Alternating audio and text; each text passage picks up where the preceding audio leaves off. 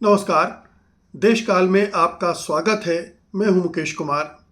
दोस्तों, इजराइल ने संयुक्त अरब अमीरात को आयरन बीम लेज़र सिस्टम भेजा है। हम सब जानते हैं कि संयुक्त अरब अमीरात पर ईरान ने सबसे ज़्यादा हमले किए थे। संयुक्त अरब अमीरात पर और बहरीन पर। यूएई संयुक्त अरब अमीरात पर 550 बैलिस्टिक मिसाइलें दागी थी उसने, और करीब 2500 ड्रोन दागे थे। इस हमले से संयुक्त अरब अमीरात के अंदर काफ़ी नुकसान हुआ था, और तब से यूएई ईरान से खफा है, बहुत बुरी तरह से नाराज़ है। पहले भी ईरान के साथ उसके संबंध बहुत अच्छे नहीं थे, और ये माना जाता है पूरे इस्लामिक वर्ल्ड में कि यूएई जो है वो अमेरिका का सबसे बड़ा पिट्ठू है मध्य पूर्व में, और इजराइल के साथ उसके सबसे नज़दीकी संबंध है। उसने सबसे पहले इजराइल के साथ अब्राहम एकॉर्ड किया था, और तब से दोनों के बीच में दोनों की इकोनॉमी बहुत इंटीग्रेटेड हैं। और ये पहला मौका है जब अब्राहम अकॉर्ड्स के तहत ईरान ने ये डिफेंस सिस्टम यूएई को देने की पेशकश की है, बल्कि भेज रहा है। उसने iron beam high energy layer air defence system भेजा है, साथ में स्पेक्ट्रो ड्रोन डिटेक्शन सिस्टम और आयरन डोम की बैटरी भी भेजी है। ये जो है आयरन बीम की जो टेक्नोलॉजी है, ये ड्रोन पर भारी पड़ती है। ड्रोन को नष्ट करने में काफ़ी मददगार इस सेंस में साबित होती है कि ये सस्ती पड़ती है टेक्नोलॉजी। अगर पैट्रियट और दूसरी जो इंटरसेप्टर मिसाइल्स होती हैं उनका इस्तेमाल किया जाता है तो बड़ा खर्चीला पड़ता है। ये अभी तक जो जंग हुई है ईरान की, इसमें उसने साबित कर दिया कि उसके ड्रोन बहुत सस्ते, और जो मिसाइल जो डिफेंसिव सिस्टम था मिसाइल का या ड्रोन को नष्ट करने का, वो काफ़ी महंगा पड़ रहा था पूरे अमेरिका को और उसके जो साथी देश हैं उसको। अब सवाल ये उठता है कि ये जो आयरन बीम की टेक्नोलॉजी या सिस्टम दिया है तो वो किस तरह से यूएई के लिए कारगर साबित हो सकता है। मैं कुछ बताता हूँ। पहले तो ये, जैसा मैंने कहा, कि बहुत सस्ता पड़ता है। एक शॉट का खर्च 3 से 10 डॉलर पड़ता है, जबकि जो मिसाइल हैं, जैसे मैंने पैट्रियट की बात की, लाखों डॉलर की पड़ती हैं। अनलिमिटेड गोला बारूद है, ये बिजली से चलता है, बार बार फायर कर सकता है, जब तक पावर सप्लाई मिलेगी तब तक फायर कर सकता है। इसकी जो स्पीड ऑफ लाइट है, इंस्टेंट इंगेजमेंट है, और रीटारगेटिंग भी तेज़ है। रेंज सैकड़ों मीटर से कुछ किलोमीटर तक शॉर्ट रेंज थ्रेट्स के लिए बेस्ट माना जाता है। टेस्ट कॉम्बैट इजराइल ने हिजबुल्लाह के ड्रोन रॉकेट्स पर भी इसका इस्तेमाल किया था। ड्रोन जैसे शाहिद 136 को आसानी से ये नष्ट कर सकता है। तो यूएई ने एक ऐसे सिस्टम से अपने को लैस करने की कोशिश की है जो ईरान के ड्रोन हमलों से बचाने में किसी हद तक कारगर साबित हो सकता है, लेकिन इतना आसान भी नहीं है। अभी मैं बताऊंगा कि इस टेक्नोलॉजी की अपनी लिमिटेशंस क्या है और इसका कितना हद तक फ़ायदा मिल सकता है। तो बचाव की बात जहाँ तक करें तो स्पेक्ट्रो, जो एक और इसके साथ जो मल्टी लेयर डिफेंस सिस्टम है, उसमें जो इजराइल ने दिया है स्पेक्ट्रो, जो कि डिटेक्ट करता है ड्रोन को, तो 20 किलोमीटर तक ड्रोन को डिटेक्ट कर सकता है। फिर डिटेक्ट करने के बाद आयरन बीम से सस्ते में इंटरसेप्ट किया जा सकता है, और फिर आयरन डोम का बैकअप भी संयुक्त अरब अमीरात के पास होगा, जिसकी चर्चा हमने बहुत सुनी है। आयरन डोम इजराइल के पास है और वो काफ़ी हद तक उसे बचाता है।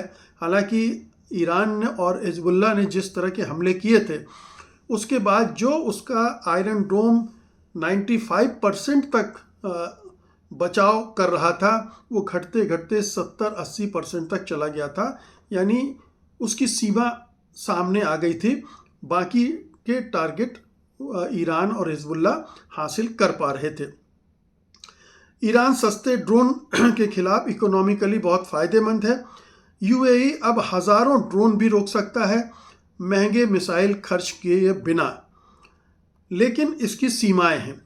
अब मैं सीमाओं पे आता हूँ कि ये जितना बढ़ा चढ़ाकर इसको बताया जा रहा है, क्या वो सचमुच में उतना है? क्या ईरान के ड्रोन इस सिस्टम के रहते हुए लाचार हो जाएंगे, बेकार हो जाएंगे? ऐसा नहीं है, और इसके कारण मैं बताता हूँ। सबसे पहला कारण तो है कि ये जो सिस्टम है, लेज़र बीम सिस्टम है, वो मौसम पर बहुत कुछ निर्भर करता है। अगर धुंध धूल भरी आंधी चलती है, बारिश होती है, बादल होते हैं, नमी होती है एटमॉस्फेयर में, तो जो लेज़र बीम है वो फैल जाता है। जो उसको बीम के रूप में जाकर अटैक करना चाहिए वो फैल जाता है, और उसकी जो एनर्जी है वो भी अब्जॉर्ब हो जाती है। इससे उसकी रेंज भी कम हो जाती है और इंटरसेप्शन भी फेल हो सकते हैं। डेजर्ट एरिया में जैसे इजराइल, यूएई में धूल भरी आंधियां अक्सर चलती हैं और उससे समस्या पैदा होगी। खराब मौसम में आयरन डोम जैसे काइनेटिक सिस्टम पर स्विच किया जाता है, लेकिन ये लेज़र की मुख्य ताकत को कम कर देता है। फिर छोटी रेंज है इसकी, कम दूरी तक मार करता है। कुछ 100 मीटर से 7 से 10 किलोमीटर दूरी तक ही इसकी रेंज है। लंबी दूरी की बैलिस्टिक मिसाइलें, हाई स्पीड या हाई एल्टीट्यूड थ्रेट्स के लिए बिल्कुल भी ये मुफीद नहीं है। लेज़र बीम हवा में फैलता है, कमज़ोर होता है, इसलिए दूर के टारगेट पर यह फोकस नहीं कर पाता, बहुत मुश्किल होती है। और हमने हिजबुल्ला और ईरानियन थ्रेट्स के खिलाफ इसका जो इस्तेमाल इजराइल ने किया था उसकी लिमिटेशन उस समय भी दिखी थी। फिर ड्वेल्स टाइम और स्वार्म लिमिटेशंस है। हर टारगेट पर 1 से 4 सेकंड बीम लॉक रखना पड़ता है ताकि पर्याप्त एनर्जी पहुंचे और वो ड्रोन को पिघला सके। ये आयरन बीम की ख़ास बात होती है कि वो ड्रोन पर अटैक करता है, उसको पिघला देता है, जला देता है। लेकिन अगर बड़ी संख्या में ड्रोन आते हैं, जिसको स्वार्म कहते हैं, झुंड में आते हैं, तो सिस्टम सीरियल एक एक करके काम करता है। बहुत बड़े स्वार्म में ओवरलोड हो सकता है। हिजबुल्ला के जो ड्रोन स्वार्म ने अभी इस जंग में इजराइल के खिलाफ इसकी लिमिट दिखा दी थी, और कई ड्रोन लेज़र बीम के हमले के बावजूद पेनिट्रेट कर गए थे इजराइल के अंदर, और उससे हमला करने में उस पर कामयाब हो गया था। रीटारगेटिंग तेज है, लेकिन मल्टीपल सिस्टम या इंटीग्रेशन की ज़रूरत पड़ती है, एक सिस्टम से काम नहीं होता है। पावर, हीट और इंफ्रास्ट्रक्चर बहुत ज़्यादा बिजली खाता है, 100 किलोवाट क्लास की बिजली चाहता है। कूलिंग सिस्टम की ज़रूरत पड़ती है, 70% एनर्जी हीट में बदल जाती है। मोबाइल और फील्ड यूज़ में जनरेटर और बैटरी की समस्या आती है। स्टेशनरी डिप्लॉयमेंट हो, एक जगह आपने इसको डिप्लॉय कर दिया तो काम कर सकता है, और लगातार अगर ऑपरेशन करेंगे आप तो ओवर हीटिंग का खतरा भी होता है। फिर लाइन ऑफ साइट और टेरेन, सीधा नज़र चाहिए। सीधी पहाड़, इमारतें, धुंध या स्मोक में ये ब्लॉक हो जाता है। बीच में कोई किसी तरह की रुकावट नहीं आनी चाहिए। और मोबाइल वर्जन कम पावर का होता है। जैसा मैंने बताया कि स्टेशनरी जब होता है तो कारगर ज़्यादा होता है, और जो उसको मोबाइल वर्जन जब इसका इस्तेमाल करते हैं तो उसका पावर और भी कमज़ोर हो जाता है। और दूसरी कमज़ोरी अभी है टारगेट मटेरियल। कुछ हार्ड नट रिफ्लेक्टिव कोटिंग वाले ड्रोन या स्पिनिंग पार्ट्स पर इनका प्रभाव कम हो जाता है। हालांकि ज़्यादातर प्लास्टिक कंपोजिट ड्रोन आसानी से जल जाते हैं। अगर ईरान ने अभी मैं इस पर आऊँगा कि अपने ड्रोन्स को उन्होंने हार्ड नट कर दिया, रिफ्लेक्टिव कोटिंग लगा दी, तो उस पर इसका काम असर कम पड़ेगा। लॉजिस्टिक अभी पूरी तरह इंटीग्रेटेड नहीं है। बैटरियां, सेंसर्स, C2 सिस्टम की ज़रूरत है। ईरान वार में लिमिटेड यूज़ हुआ है, बैटरियों की कमी आ सकती है। कॉस्ट ऑफ डिप्लॉयमेंट, सस्ता शॉट तो है, लेकिन पूरे बॉर्डर पर लगाने के लिए अरबों शेकल खर्च करने पड़ेंगे यूएई को, यानी इजराइल बेचेगा, वो खरीदेगा अरबों शेकल में। Advance threat hypersonic ballistic missile या बहुत तेज टारगेट के खिलाफ ये नहीं चलेगा। अगर वास्तविक आपकी जगह प्रदर्शन को देखना हो तो हिजबुल्लाह के खिलाफ कुछ सफलताएं मिली, लेकिन जो स्वार्म झुंड में जाती हैं उसमें वो पेनिट्रेट कर जाता है। यूएई में भी भेजा गया वर्जन भी इन्हीं लिमिट्स के साथ काम करेगा। ये कुल मिलाकर इस सिस्टम की लिमिटेशंस हैं और इसलिए ये माना जा रहा है कि ये उतना इफेक्टिव नहीं होगा जितना यूएई या इजराइल इसको प्रोजेक्ट कर रहे हैं। अब इस पर आते हैं कि ये जो लेज़र बीम सिस्टम है दुनिया में क्या केवल इजराइल के पास है या और लोगों के पास भी है। इजराइल के पास तो अभी ऑपरेशनल हुआ है 2025 में, ड्रोन रॉकेट के लिए ये बेस्ट माना जाता है। अमेरिका का हेलियोस, ओडिन, लोकस्ट ये शिप और ग्राउंड पर डिप्लॉय किए जा सकते हैं। ईरानी ड्रोन के खिलाफ ये यूज़ भी किए जा रहे हैं। चीन के पास भी है साइलेंट हंटर LY-1, रूस के पास पेरेस्विट प्लस अन्य हैं, यूके के पास ड्रैगन फायर है, भारत के पास भी DRDO लेजर सिस्टम है, लेकिन अब ये डेवलपमेंट स्टेज में है। तुर्की के पास ALK अल्का है, यूक्रेन के पास ट्राइजुब है, उसने डिप्लॉय किया हुआ है रूसी ईरानी ड्रोन के खिलाफ। फ्रांस, जर्मनी, जापान, ऑस्ट्रेलिया आदि भी अभी डेवलपिंग और टेस्टिंग स्टेज पर हैं। तो ये ईरान खुद भी बोलता है कि उसके पास लेज़र वेपन सिस्टम है, आयरन बीम जैसा एडवांस एंटी ड्रोन सिस्टम बेशक नहीं है। अब सवाल उठता है कि अगर यूएई इस तरह की लेज़र बीम सिस्टम डिप्लॉय कर रहा है तो क्या ईरान लेज़र बीम रेजिस्टेंस प्रतिरोधी ड्रोन बना सकता है या बना चुका होगा? अभी तक इसकी कोई पब्लिक कंफर्म जानकारी नहीं है कि ईरान ने स्पेसिफिक लेज़र रेजिस्टेंस ड्रोन बना लिया है। ईरान के शाहिद ड्रोन सस्ते, स्वार्म कैपेबल और क्वांटिटी पर फोकस्ड हैं। थ्योरी में ये संभव है कि reflective coating, ablative material, spinning parts या लो एल्टीट्यूड स्वार्म टैक्टिक्स से लेज़र को कुछ हद तक चकमा दिया जा सके।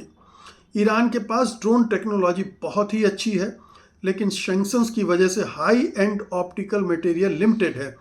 वे काउंटर मेजर्स जैसे जामिंग, स्मोक, मैन्यूवर पर काम कर रहे होंगे, लेकिन लेज़र प्रूफ ड्रोन अभी रिपोर्ट्स में नहीं आया है। भविष्य में बना सकते हैं चीन रूस की तरह, लेकिन अभी मुख्य स्ट्रेटजी क्वांटिटी प्लस सस्ते स्वार्म की हो सकती है। तो ये स्पष्ट है कि ईरान के पास कैपेबिलिटी है, अभी उसने डेवलप किया है या नहीं किया है, या इसकी कोई तैयारी उसने कर रखी है, ये अभी हमें पता नहीं है। या अगर नहीं है तो ये टेक्नोलॉजी रूस और चीन से उसे मिल सकती है, ये भी बहुत संभव है, क्योंकि रूस और चीन उसकी भरपूर मदद कर रहे हैं। खबर है कि दोनों देशों से हथियार ईरान को सप्लाई हो रहे हैं, पहुंच रहे हैं बड़ी मात्रा में। तो ईरान के पास अगर वो टेक्नोलॉजी आ जाती है तो वो उसका इस्तेमाल अमेरिका, संयुक्त अरब अमीरात, इजराइल या जो भी देश उस पर अटैक करेंगे उनके खिलाफ वो भी आयरन बीम का इस्तेमाल कर सकता है। तो दोनों तरफ उस शस्त्र से लैस हो सकते हैं। लेकिन ये ध्यान में रखने की ज़रूरत है कि अभी तक जो जंग हुई है उसमें ईरान ने अपने सस्ते ड्रोन से ज़बरदस्त अटैक किए हैं और उसको इसका एडवांटेज मिला है। अब ये एडवांटेज उसका कम होता है, कितना कम होता है ये देखने की बात होगी, क्योंकि उसका जो एयर पावर है वो बहुत कमज़ोर है। एयर फोर्स ईरान की आपने देखा ये पूरी जंग के दौरान बिल्कुल भी इस्तेमाल नहीं की गई और उसको ध्वस्त भी किया है अमेरिका और इजराइल ने मिलकर, नेवी को भी नुकसान पहुंचाया है। तो ईरान का पूरा जो डिफेंस सिस्टम है वो ज़्यादातर ड्रोन बेस्ड है और मिसाइल बेस्ड है। तो इन दोनों का इस्तेमाल वो अगर जंग अब होती है फिर से, जिसके आसार बनते जा रहे हैं, तो वो उनका इस्तेमाल करेगा। यूएई इससे कितना प्रोटेक्ट होगा कहना मुश्किल है। यूएई जानता है कि अब दोबारा जंग फिर शुरू हुई तो ईरान का सबसे बड़ा टारगेट फिर वही होगा। उसी के सारे जो भी इंफ्रास्ट्रक्चर है, जो लिस्ट ईरान ने जारी की है, उसमें यूएई के सबसे ज़्यादा इंफ्रास्ट्रक्चर के नाम हैं जिनको वो डिस्ट्रॉय करेगा। और इसलिए यूएई घबराया भी हुआ है, झुंझलाया भी हुआ है, और वो चाहता है कि अमेरिका ईरान पर हमला करे। उसकी तरफ से और इजराइल की तरफ से, दोनों तरफ से बहुत दबाव अमेरिका पर पड़ रहा है, और वो अमेरिका से चाहते हैं कि वो हमला करके ईरान की जितनी भी मिसाइल और ड्रोन की कैपेबिलिटी है उसको ध्वस्त कर दें, ताकि भविष्य में भी कोई खतरा न रहे।